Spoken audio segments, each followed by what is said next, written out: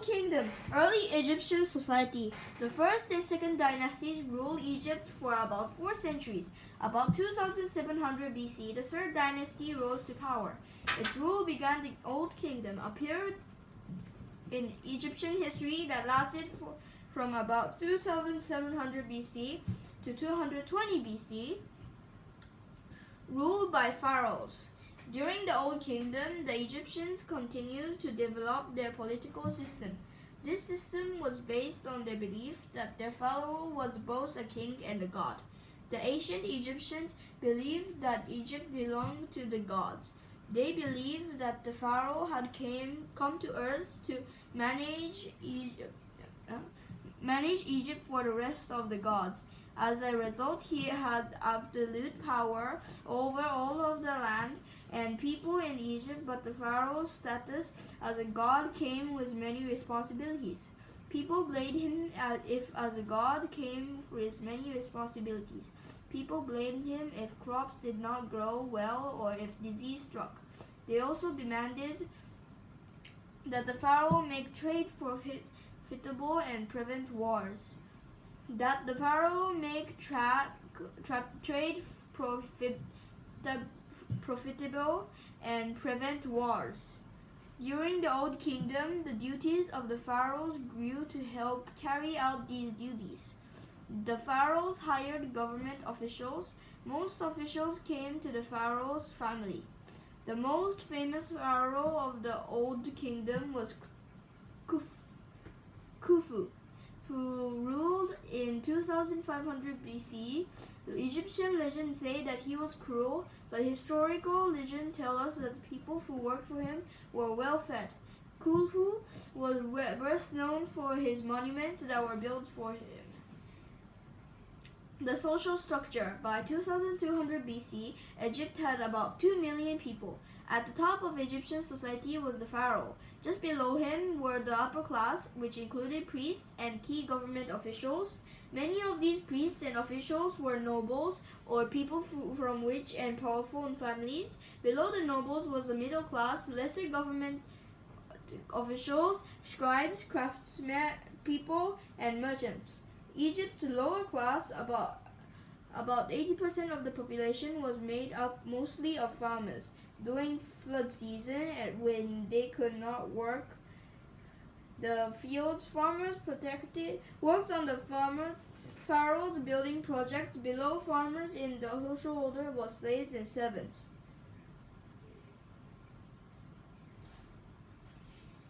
Egypt and its neighbor. Although well protected by its geography, Egypt was not isolated. Other cultures had influenced it for centuries. For example, Sumerian designs are found in Egyptian art. Egyptian pottery also reflects styles from Nubia, a region south of Egypt. During the Old Kingdom, Egyptians began trading with its neighbor. Traders returned from Nubia with gold, ivory, slaves, and stone. Traders traveled to Punt, an area of the Red Sea, to acquire incense and myrrh. These two items were used to make perfume and medicine. Trade with Syria provided Egypt with warmth. Religion and Egyptian wife.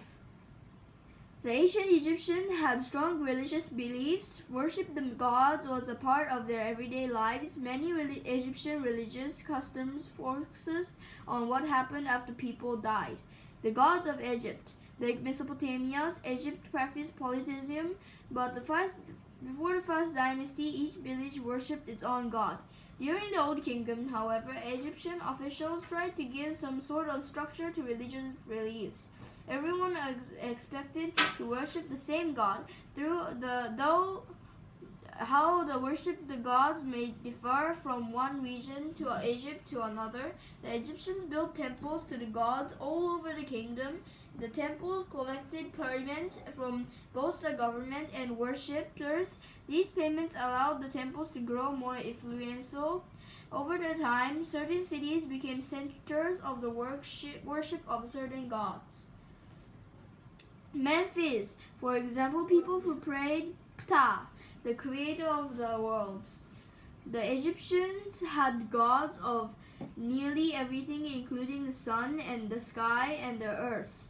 Many gods mixed human and animal forms. For example, Anubis, the god of the dead, and had a human body but the jackal's head. Other major gods include Re or Amon-Ra, the sun god, Horus, the god of the underworld, Isis, the goddess of magic, and Horus, a sky god, god of pharaohs. Emphasis of afterlife. Much of Egyptian religion focused on the afterlife, or life after death. The Egyptians believed that the afterlife was a happy place. Paintings from Egyptian tombs shown the afterlife as an ideal world where all the people are young and healthy. The Egyptian belief in the afterlife stemmed from the idea of Ka, or person's life force. When a person died, his person's life source, when his or her Ka left the body and became a spirit. The Ka, however, remained linked to the body and could not leave its burial site. The Ka had all the same needs that the person had when he or she was living. To fulfill the Ka's needs, people fill tombs with objects for the afterlife. These objects include furniture, clothing, tools, jewelry, and weapons. Relatives of the dead were expected to bring food and beverages to their loved ones' tombs, so the Ka would not be hungry or thirsty. Burial practices. Egyptian ideas about the afterlife shaped the burial practices. Egyptians believed that the body had to be prepared for the afterlife before it could be buried. This meant the body had to be preserved. If the body is decayed, its spirit could not recognize it. They would break the link between the body and spirit. The Ka would then be unable to receive the food and drink it needed to have a good afterlife. To keep the Ka from suffering, the Egyptians developed a method called embalming. Embalming allowed bodies to be preserved for many, many years. As mummies specially treated bodies wrapped in cloths. A body that was not embalmed would decay quickly. Embalming was a complex process that took several weeks. When finished, embalmers wrapped the body with linen, cloths, and then bandages. The mummy was then placed in a coffin. Relatives often wrote magic spells inside the coffin to help the mummy receive food and drinks. Only royalty and other members of Egypt's elite or people of wealth and power could afford to have mummies made.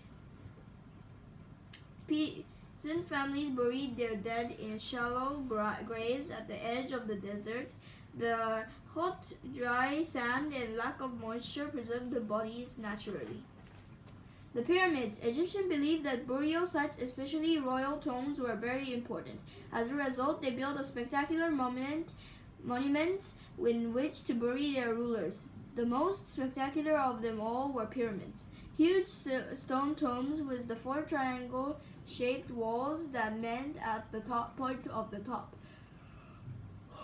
The Egyptians began to build pyramids during the Old Kingdom. Some of the largest pyramids ever constructed were built in this time. Many of these huge structures are still standing. The largest is the Great Pyramid of Khufu, near the town of Giza. It covers more than 13 arses at its base and stands 480 feet high. The single pyramid took more than 2 million limestone blocks to build. Historians are still not exactly sure how Egyptians built the pyramids. They are, however, amazing feats of engineering, the application of scientific knowledge by a practical purposes. Burial in the pyramid demonstrated a pharaoh's importance. The size was a symbol of the pharaoh's greatness. The pyramid's shape, pointing to the sky, symbolized the pharaoh's journey to the afterlife. The Egyptians wanted the pyramid to be spectacular because they believed that the pharaoh, as their link to gods, controlled everyone's afterlife. Making the pharaoh's spirit happy was a way of ensuring a happy afterlife for every Egyptian.